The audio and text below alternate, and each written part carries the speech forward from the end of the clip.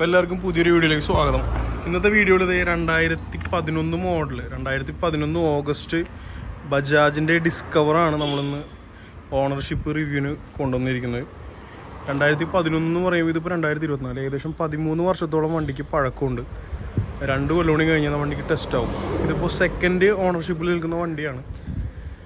ഏകദേശം kilometre range പറയുകയാണെങ്കിൽ 61,000 കിലോമീറ്ററോളം വണ്ടി ഓടിയിട്ടുണ്ട്. ഇതാണ് വണ്ടിയുടെ നോർമൽ ബോഡി കണ്ടീഷൻ. വലിയ തരക്കേടില്ലെന്ന് തന്നെ, ഒരു ആവറേജ് കണ്ടീഷൻ വണ്ടിയാണ്. ഫ്രണ്ട് ടയർ മോശമാണ്, എത്രയോ ഓടിയോണ്ടായിരിക്കണം. ഡെയിലി ജോലിക്ക് പോകുന്ന ഒരാളുടെ വണ്ടിയാണ്. ഡിസ്കവർ 125 എന്ന് പറയുമ്പോൾ നിങ്ങൾക്ക് അറിയാമല്ലോ, ബജാജിൻ്റെ 125cc DTSI technology single cylinder air cooled engine വരുന്ന വണ്ടിയാണ്. 125cc ആണ് എൻജിൻ്റെ പവർ വരുന്നത്. കിക്ക് സ്റ്റാർട്ടും അതുപോലെ തന്നെ നമുക്ക് സെൽഫ് സ്റ്റാർട്ടും അവൈലബിൾ ആണ് വണ്ടിയിൽ. പിന്നെ എടുത്ത് പറയുന്ന മറ്റ് ഫീച്ചേഴ്സ് എന്ന് പറഞ്ഞാൽ സെൽഫ് സ്റ്റാർട്ടാണ് മെയിനായിട്ടിൽ വരുന്നത്. അലോയ് വീൽസും അവൈലബിൾ ആണ്. ഫ്രണ്ട് ഡിസ്ക് ബ്രേക്സ് വരുന്നുണ്ട്. ഡ്യുവൽ പിസ്റ്റൺ യൂസ് ചെയ്തിട്ടുള്ള ഫ്രണ്ട് ഡിസ്ക് ബ്രേക്ക് അവൈലബിൾ ആണ്. ബാക്ക് സൈഡിലേക്ക് പോവുകയാണെങ്കിൽ 130 mm ഡ്രം ബ്രേക്സ് ആണ് ബാക്ക് സൈഡിൽ വരുന്നത്. റിയർ സൈഡ് LED ആണെന്ന് തോന്നിക്കുമെങ്കിലും ഹാലജൻ ബൾബ് യൂസ് ചെയ്തിട്ടുള്ള ടെയിൽ ലാംപ്സ് വരുന്നുണ്ട്. ഫുൾ ഫ്ലെക്സിബിൾ ആയിട്ടുള്ള ഇൻഡിക്കേറ്റേഴ്സ് നമുക്ക് ലഭിക്കുന്നുണ്ട്. പിന്നെ എടുത്ത് പറയാവുന്ന ഒരു കാര്യം എന്ന് വെച്ചാൽ ഇതിൻ്റെ ഈ ഫ്രണ്ട് ലുക്കാണ്. അന്നത്തെ ഒരു കാലത്തൊക്കെ ഏകദേശം കുറച്ചുകൂടി എയറോഡൈനാമിക് ആയിട്ടൊരു റോബോട്ടിൻ്റെ ഹെഡൊക്കെ പോലെ തോന്നിക്കുന്ന ടൈപ്പ് വൈസർ വന്നിരുന്ന മോഡലാണിത്. ഇതിൽ ഹാലജൻ ബൾബ് തന്നെയാണ് യൂസ് ചെയ്യുന്നത്. ഫ്രണ്ട് പൈലറ്റ് ലാംപ്സും ഹാലജൻ ബൾബ് തന്നെയാണ്. ഫ്രണ്ടും അഡ്ജസ്റ്റബിൾ ഇത് വരുന്നുണ്ട്, ഇൻഡിക്കേറ്റേഴ്സ് വരുന്നുണ്ട്. ഫ്രണ്ട് ടെലസ്കോപ്പിക് ഹൈഡ്രോളിക് സസ്പെൻഷനാണ് യൂസ് ചെയ്തിരിക്കുന്നത്. പിന്നെ ഫ്യൂൾ ടാങ്ക് കപ്പാസിറ്റി ഏകദേശം 11 ലിറ്ററോളം ഫ്യൂൾ ടാങ്ക് കപ്പാസിറ്റി ഉണ്ട്. കാർബറേറ്ററാണ് യൂസ് ചെയ്യുന്നത്. പക്ഷേ ഇതിൻ്റെ സിസ്റ്റം ഒന്നും എനിക്കറിയാൻ പാടില്ല. ഇതിൽ നമുക്ക് ചോക്ക് വന്നില്ല, ഇലക്ട്രോണിക് ചോക്ക് പറഞ്ഞ സംഗതി പരിപാടി വരണത്. ഗിയർ സിസ്റ്റം വരുന്നത് 4 സ്പീഡ് ട്രാൻസ്മിഷനാണ്. Back side tyre alloy wheel തന്നെ ലഭിക്കുന്നുണ്ട്. ടയറിൻ്റെ സ്പെക്കിനെ കുറിച്ച് പറയുമ്പോൾ 317 ആണ്. ഫ്രണ്ടും 17 ഇഞ്ച്, ബാക്കും 17 ഇഞ്ചാണ്. ട്യൂബിൻ്റെ ടയർ തന്നെയാണ്, ട്യൂബ്ലെസ്സിൻ്റെ പരിപാടിയൊന്നുമില്ല. ഇതൊക്കെയാണ് ഇതിൻ്റെ ബേസിക് ആയിട്ടുള്ള ഫീച്ചേഴ്സ്. ഇതിപ്പോൾ ഏകദേശം 2011 ആയതുകൊണ്ട് 2024 11 വർഷത്തോളം പഴക്കമുള്ള വണ്ടിയാണ്. അപ്പോൾ അത് ഓടിച്ചുകൊണ്ട് അതിൻ്റെ പഴക്കങ്ങൾ, ഡാമേജസ് കുറച്ചൊക്കെ വന്നിട്ടുണ്ട്. വൈസറൊക്കെ പൊട്ടിയിട്ടുണ്ട്, അടിച്ച് സ്റ്റിക്കർ ചെയ്തു, ടയർ മാറി. പിന്നെ ഇത് നമ്മളിവിടെ നാട്ടിലായതുകൊണ്ട് കുറച്ചുകൂടി ഉപ്പുള്ള പ്രദേശമാണ്. അതുകൊണ്ട് വേണം ഇതുപോലെ പെയിൻ്റൊക്കെ തള്ളി പോയിട്ടുണ്ട്. രണ്ടാമതിന് മുകളിൽ പെയിൻ്റ് അടിച്ചിരിക്കുന്നതാണ് പുള്ളി. ഈ സൈഡും പെയിൻറ്റിങ് പോയിട്ടുണ്ട്. സ്റ്റിക്കർ വർക്ക് ഓൾറെഡി അന്ന് മോഡലിൽ വന്നിരുന്നതാണ്. പാഡൊക്കെ കണ്ടോ, പാഡൊക്കെ ഏകദേശം ഉറഞ്ഞ് തീരാറായി. എന്നാലും ബ്രേക്കിങ് കുഴപ്പമില്ല. ബ്രേക്കിന് ഇതൊരു സാധനത്തിൻ്റെ പേര് മാസ് സിലിണ്ടർ എന്നാണ് പറയാം. മാസ് സിലിണ്ടർ പൊട്ടിയിട്ടുണ്ട്, പക്ഷെ ബ്രേക്ക് കിട്ടുന്നുണ്ട്. ഞാൻ ഓടിച്ച് നോക്കി, ഞാൻ റൈഡ് റിവ്യൂ ചെയ്ത് തരാം. പിന്നെ എടുത്ത് പറയാമെന്ന് വെച്ചാൽ സീറ്റിംഗ് എല്ലാം വലിയ കുഴപ്പമൊന്നുമില്ല. കമ്പനി സീറ്റ് തന്നെയാണ് ഇപ്പം എൻ്റെ. സീറ്റിംഗ് എല്ലാം പക്കയായിട്ട് കിട്ടുന്നുണ്ട്. സൈഡിൽ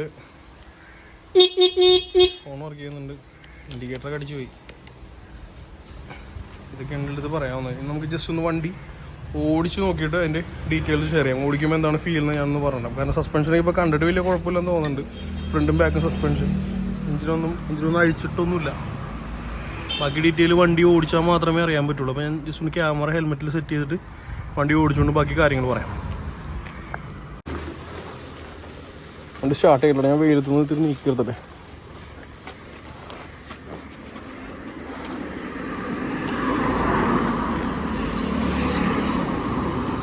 ഇതാണ് സീറ്റിംഗ് പൊസിഷൻ. ഹാൻഡിൽ ഈ ഒരു ലെങ്ത്തിലാണ് കിട്ടുന്നത്. സ്വിച്ച് ഈ സൈഡിൽ ഡിമ്മ് ബ്രൈറ്റ്, ഫാസ്റ്റ് ബട്ടൺ വന്നിട്ടുണ്ട്. ഇൻഡിക്കേറ്റർ ഹോൺ വരും. അപ്പുറത്തെ സൈഡിൽ ഇതെന്ത് സ്വിച്ചാണെന്ന് എനിക്കറിയാൻ പാടില്ല. എനിക്ക് തോന്നുന്നു എൻജിൻ കിൽ സ്വിച്ചാണെന്ന് തോന്നുന്നുണ്ട്. ഇത് ഹെഡ്ലൈറ്റ് ഓൺ, സെൽഫ് സ്റ്റാർട്ട്, ടാങ്കിൻ്റെ പൊസിഷൻ. സീറ്റിംഗ് എല്ലാം ഹൈറ്റ് അത്യാവശ്യം സീറ്റായിട്ട് കുഴപ്പമൊന്നുമില്ല. എനിക്ക് കാല് സുഖമായിട്ട് എത്തണുണ്ട്. ബ്രേക്കിൻ്റെ പൊസിഷനും കുഴപ്പമില്ല. ഇരുന്നാലും ടാങ്കിൻ്റെ പൊസിഷൻ നൈസാണ്, വലിയ കുഴപ്പമൊന്നുമില്ല. അപ്പോൾ നമുക്കൊന്ന് സ്റ്റാർട്ട് ചെയ്തേക്കാം. പ്രസിംഗ് തന്നെ വണ്ടി സ്റ്റാർട്ടാണ്ട.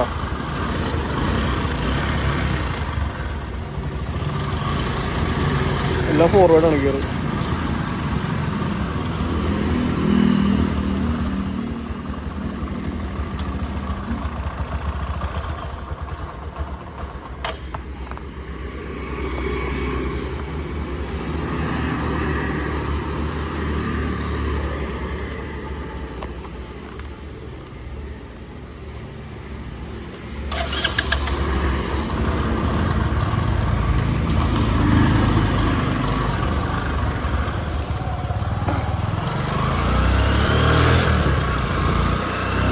വലിപ്പിക്കാൻ ഐസ് ഉണ്ടോണ്ട് ഈ സെക്കൻഡ് വലിപ്പിക്കണം. നല്ല പവർ ഇട്ടുണ്ട്. പവർ ഡ്രോപ്പൊന്നുമില്ല. സൈഡിലാണ്.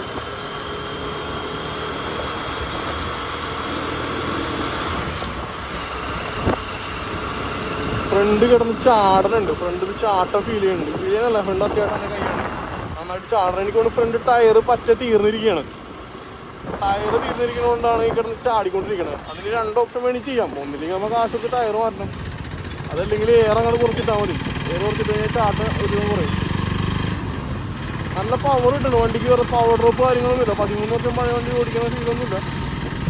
അത്യാവശ്യം നല്ല പവറാണ്. വണ്ടി നല്ല ചെച്ചിട്ട് പോകാൻ പറ്റുന്നുണ്ട്. കിലോമീറ്റർ വർക്ക് ചെയ്യുന്നുണ്ട്. നമ്മളിപ്പോൾ ഈ കമ്പ്യൂട്ടർ ബൈക്കാണല്ലോ 40-60 ആ റേഞ്ചിൽ ഓടിക്കാനുള്ള പരിപാടി നോക്കിയാൽ മതി.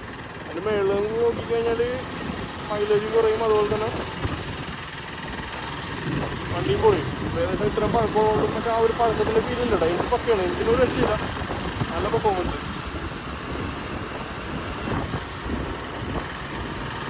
ഇതാണ് സംഗതി. അത് കുഴപ്പമില്ല. റൈഡ് ഓക്കെയാണ്. സീറ്റിങ് പക്കയാണ്. സീറ്റിങ് ഇത്തിരി പൊട്ടിക്ക് ബാക്കിലേക്ക് ഇറങ്ങിയിരിക്കണമെന്നുള്ളൂ. അത് എനിക്ക് തോന്നുന്നു ഹൈറ്റ് ഉള്ളതുകൊണ്ടാണ് എനിക്ക് ഇങ്ങനെ ഫീൽ ചെയ്യണത്. പൊക്കം കുറഞ്ഞ ആൾക്കാരാണെങ്കിൽ ആ ഒരു കുഴപ്പമുണ്ടല്ലോ കണ്ടത്. എനിക്കാണ് കാലിൻ്റെ പ്രശ്നം വന്നത്. ഇത്തിരി പൊട്ടിക്ക് ബാക്കിലേക്ക് ഇറങ്ങിയിരിക്കുകയാണ്. വേറെ സീനൊന്നുമില്ല വണ്ടി. വളയിൽ തിരികെയൊക്കെ നോക്കാം. ടേൺ ചെയ്ത് നോക്കാം. എന്നിട്ട് ഈ ആപ്പ് ഫ്രണ്ടുള്ളതുകൊണ്ട് ഒരു പരിപാടി നടക്കണം.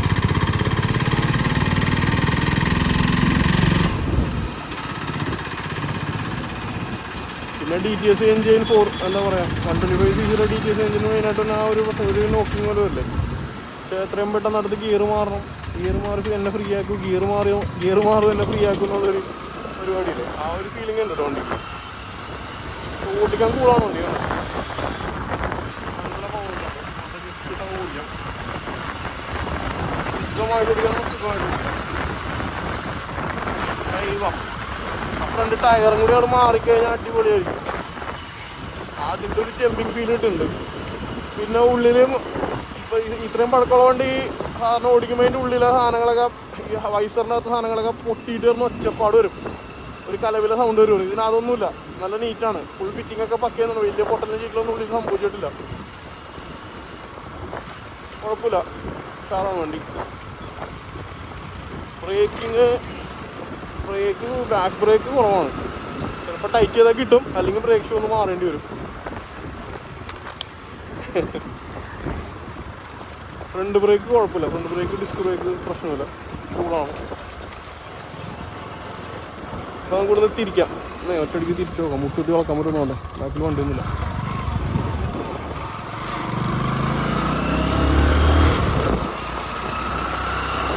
ഇതൊരു സ്പീഡ് ഓവർ നോക്കാം.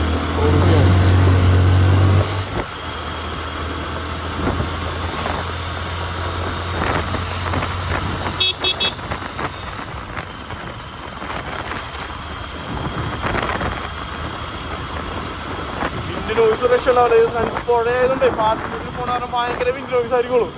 കുറച്ചങ്ങോട്ട് കയറി കഴിഞ്ഞാൽ ആ പ്രശ്നം ഉണ്ടാവില്ല. സ്പീഡ് കയറുന്നുണ്ട് കേട്ടോ, കുഴപ്പമില്ല. വൈബ്രേഷൻ ടാങ്കിൽ വൈബ്രേഷൻ ഇല്ലെന്ന് തന്നെ പറയാം. ഹാൻഡിൽ സൈഡിൽ ചെറിയൊരു വൈബ്രേഷൻ കിട്ടുന്നുണ്ട്. അത്യാവശ്യം പവറിട്ട് വണ്ടി കയറുന്നുണ്ട്.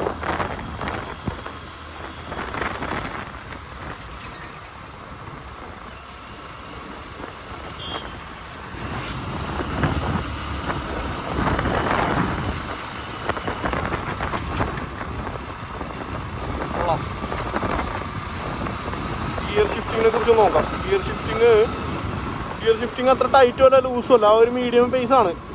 ഡൗൺ ചെയ്തോട്ടെ. സെക്കൻഡ്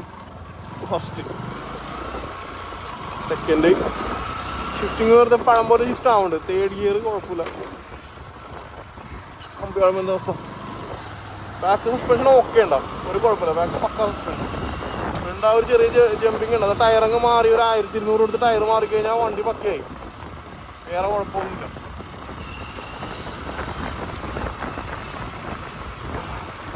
ഇതാണ് സംഗതി.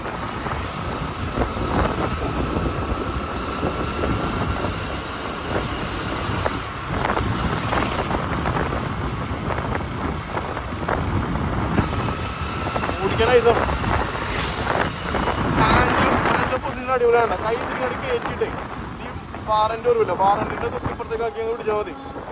സുഖമായിട്ടൊന്നും ഓടിക്കും. നല്ല ഇപ്പം എന്താ പറയുക, ഒരു ക്ലാസിക്കൊക്കെ ഓടിക്കൂലേ അതുപോലെ. ഇത്തിരി നമുക്ക് ഹാൻഡിൽ കുറേ കൂടി ലെങ്ത്ത് കിട്ടുന്നുണ്ട്. അതുകൊണ്ട് അടിപൊളിയായിട്ട് ഇരിക്കുക. നല്ല സീറ്റിംഗ് ആണ്. നിവർന്നിരിക്കുക കേട്ടോ സംഗതി.